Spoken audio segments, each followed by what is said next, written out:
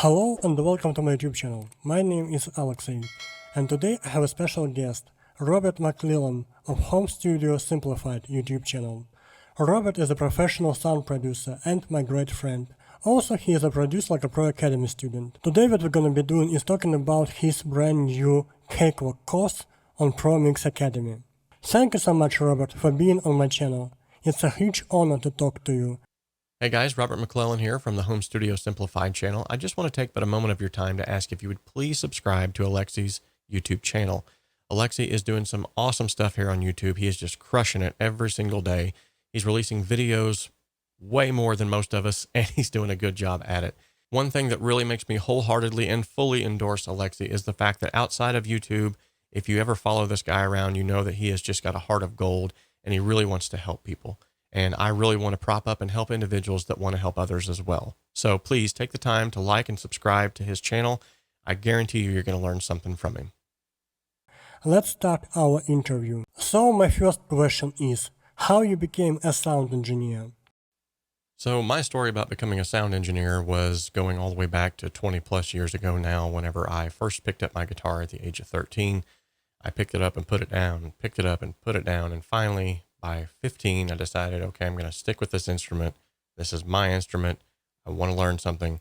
And I started learning some different songs. Of course, my dad taught me the classic, Smoke on the Water. And from there, I kind of learned some different things. But then I graduated into this mindset of I want to write my own music. And so just like most guitarists are usually mix engineers, the reason for this is we start writing our own music and we want a way to catalog that. We want a way to leave a legacy behind and to get those ideas fleshed out and to start building upon them.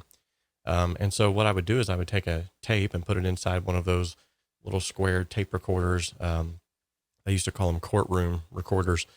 And I would record a guitar track onto that. I'd then take that tape out and put it into a larger tape deck or something, a boom box, play it back and put another blank tape into the recorder again and just keep overdubbing that way. Yes, it sounded horrible, but it was also a way and a means to get that recorded and to start getting those ideas, like I was talking about, cataloged.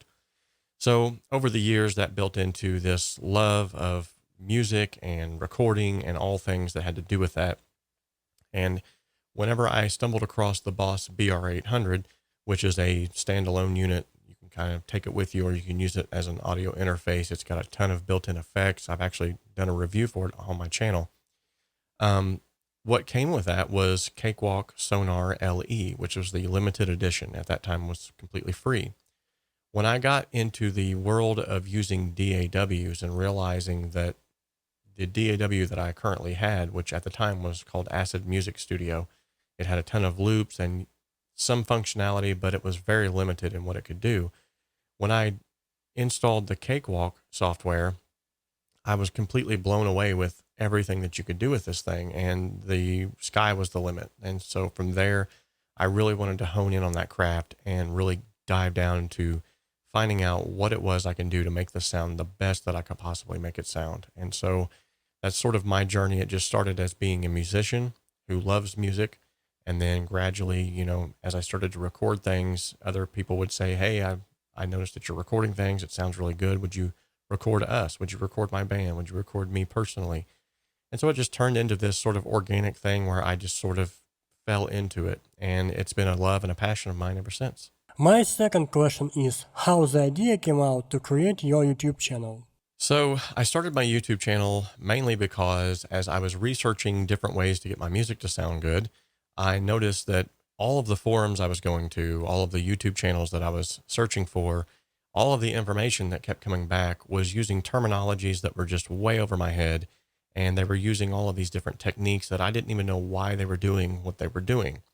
And so as I began to learn more and more about audio engineering and how to get good sounds, I started cataloging all of these things in the back of my mind from the standpoint of someone who had just recently come upon this. And so I started the channel Home Studio Simplified, literally to simplify the complexities of the home studio. That was my entire intention. I wanted to put into layman's terms. I wanted to put into terms that anyone could understand when they come to the channel. This is how you get a good guitar sound, or this is how you record X, Y, and Z, or this is how you get your mix to sound good without using all of the jargon that was out there.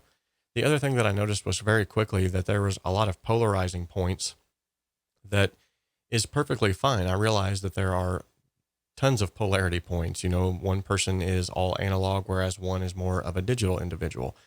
However, I always have a tendency to sort of take the middle road. And so whenever I would find these polarizing points, it seemed as if they always ended in some sort of an argument. And there were certain forums, especially where it was just nothing but argumentative statements of people just, you know, my microphone is better and this is better. And I got to the point where I just really realized I want to create a community of people who can feel safe asking questions, regardless of how dumb they may sound. I want to create a space where people can come and feel welcome, where they can learn at their own pace and, you know, without all of the jargon. And I also want to create a space where people can begin to collaborate and get better at what they do. My next question is, how you joined Produce Like a Pro Academy?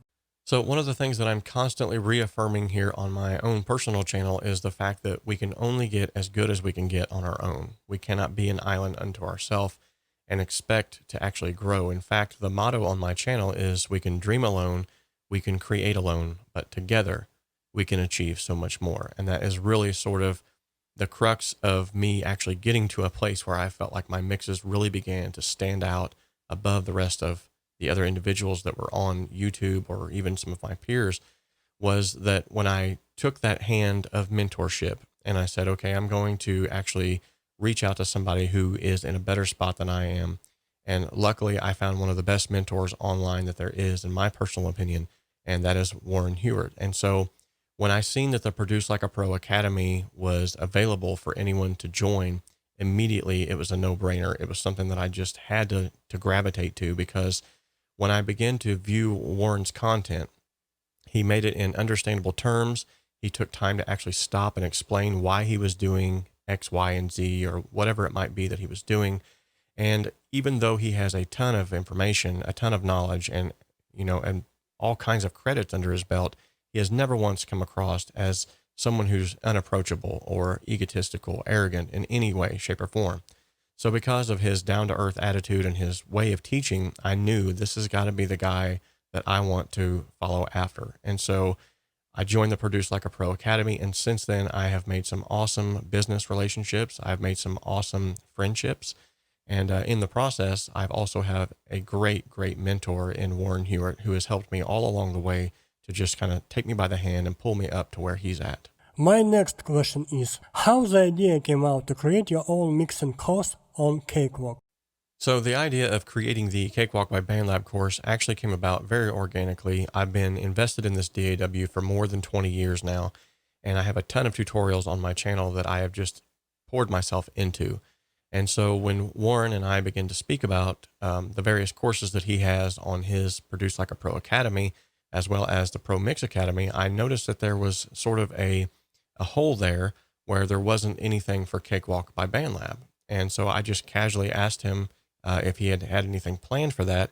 And to my surprise, he said, actually, I would like for you to do the course.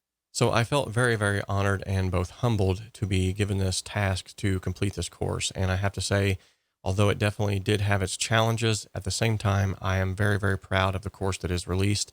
And I feel like it is an awesome asset to the Cakewalk community, to individuals new who might be learning it for the first time, as well as individuals who have actually been around the DAW for a while. I feel like it's going to teach everything from, you know, the beginning all the way to the end. And it does have multi-tracks that come with it. So you're able to actually download the multi-tracks, mix along with me. And the artist has actually released that song so that you can put it into your portfolio, much like all of the other tracks that are on the Produce Like a Pro Academy or the Pro Mix Academy. And that is another huge argument for someone who may be on the fence about whether they want to join or not. It's definitely going to be worth your time and worth the minimal amount of money that you're investing into it, because you're going to get returns beyond what you'd even dream. So yeah, the whole creating the course and everything that came about with it through the Pro Mix Academy was really just an organic thing of something that I'd already been doing anyway. And Warren has a really good eye for individuals who are good at something. And so he just pointed it out and asked me if I would do it. My next question is, why people should buy your course if you already made lots of videos on Cakewalk on your YouTube channel? Okay, so this is a really good question. Why should anyone decide to buy the Cakewalk by BandLab course when I have a ton of free tutorials that are included on my YouTube channel. Case in point, this is a 6-hour long course that you can take at your own time, and there is content available in this course that does not come on my YouTube channel. For instance, there are multi-tracks that you can download that you can mix along with, as well as every single module. There are 10 different modules, the 10th module having 10 modules inside the 10th module, but every single one of them have PDF downloads that you can follow along with on key points, things that you can even, pin up to your desk, such as my 15-step mixing process. There's also just a ton of free value that I tried to put in there, a lot of free little things that I've sprinkled in to kind of make that more of a value to individuals, because I do realize that a lot of these videos are on YouTube, but this course definitely goes a lot deeper into the nuts and bolts of things and explains a lot more than I can in a 10 or 15 minute video. My next question is, what's your opinion on working for free? When you should start asking money for your mixing services? What is my opinion on working for free, and when should you start charging for your services? Well, I think in the beginning, everyone needs to do a few things for free just to get their name out there and just to get their hands on some tracks that they can mix. Now, granted, there are a ton of free online sources. The Cambridge Music Library has a ton of free multi-tracks you can download and you can mix for yourself. But actually getting real-world contact with artists in your area or that are at least tied to you in some way, shape, or form, and doing them this favor, if you can actually produce something that they really love, you may create, in the end, some form of reciprocal relationship where then they will come back to you later for a paid gig. Now, I do believe that you cannot stay in this free lane forever. And likewise, there will come a point in time that as your skills grow and as the equipment that you have grows, you need to start charging more. I know I personally just raised my rates, and I actually have done a lot better doing this because I've weeded out a lot of individuals who are kind of just looking for the cheapest. A lot of times too, when you're not charging for your rates, it really casts a bad shadow on you as someone who is just a doormat, someone who's willing to just accept whatever from whoever. And so you're going to get the kind of clients that you don't really want to work with anyway. So rather than waste your time, just to be perfectly honest, on things that are going to be very hard for you to have to mix, and work with individuals that are going to be very hard for you to work with, because unfortunately, most people who don't want to pay for things are usually the hardest ones to work for as well too. But nonetheless, if you know the individuals and you know that the work that they're going to give you is going to be worth your while, and you like their songs or their recordings enough to help them out, by all means, I think it's a good first step to actually creating a bond with that individual and getting your work out there. There will come a point in time, however, when you have to sever that free work status and make people understand and realize that your time is valuable. And so you have to start charging for your services. Now, on my channel in particular, I actually do a monthly song contest. And instead of giving away a cash prize or some kind of a plug-in prize, I actually give away a free mix and master to the winner. This is a way for me to not only showcase my skills to those who are all involved, but it's also a way for the winner to get a professional mix and master that maybe they couldn't normally afford. I also will usually mix these with of course, with the client's permission. I will usually mix these live for everyone to see so that everyone benefits from it. Now, in doing that, the value that has been created for my community is reciprocated through Patreon memberships, through YouTube memberships, through generous donations of super chats whenever I go live. And so I feel like that even though I'm not being paid for that service, personally, this is paying me dividends in return, because I'm building some clout online. I'm showcasing my skills, and I'm showing people that I can take less than desirable tracks and make them sound really good. Now, I'm not saying that everybody should be doing this, and I'm not saying that you, the viewer, should be doing this. But what I am saying is you need to find your own unique way of monetizing your skill set. And it doesn't always have to be with just mixing, mastering, and recording. My next question is, what's your favorite genres for mixing? My favorite genres to mix? Oh man, I love blues music. I love folk music. I absolutely love gospel music, especially black gospel. I think some of the best musicians that are out there are black gospel musicians. They can play unlike anybody else can play, and their songs are upbeat, they're energetic, And even when they're playing slower, they put so much feeling and soul into everything that they play that has got to definitely be my favorite genres of music to mix. Now, I've definitely mixed some rap, I've mixed some pop, rock, some metal. I've mixed every genre that's out there, probably that you can think of. Well, I've never mixed some polka music, but other than that, I think I have mixed pretty much anything that's out there, and every one of them presents their own sort of challenges.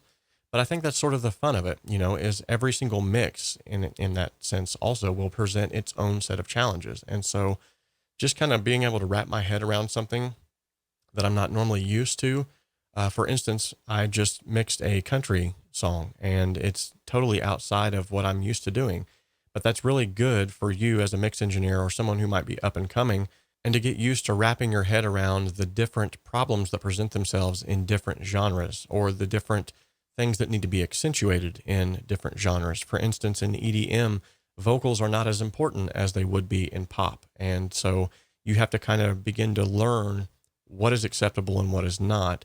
But by doing that, you actually learn, I think, a wide variety of skill sets that can help you further on down the road. And my final question is, what would you like to achieve in your music life? Ultimately, I think that my goal is pretty much like the goal of many others who are doing this and want to do this for a living, and that is simply to make this my full-time job. I would love to be able to help as many people as I possibly can. At the same time, I would love to be able to help the up-and-comers, those individuals who may seem like underdogs, or people who haven't gotten noticed yet and really need to get their music out there. I've been doing that here personally in my own hometown with some individuals, and there's a couple of them that I can think of right off the top of my head that they're just phenomenal musicians. They write excellent songs, but they just need that extra little push to get their music out there. And maybe they can't afford a $1 million recording session, but they can at least come to Mockingbird Studio and pick up a session here and know that they're going to get the best of the best treatment that they can find in this local area. Now, apart from that, I think also we need to look deeper than just, creating an income, a revenue stream.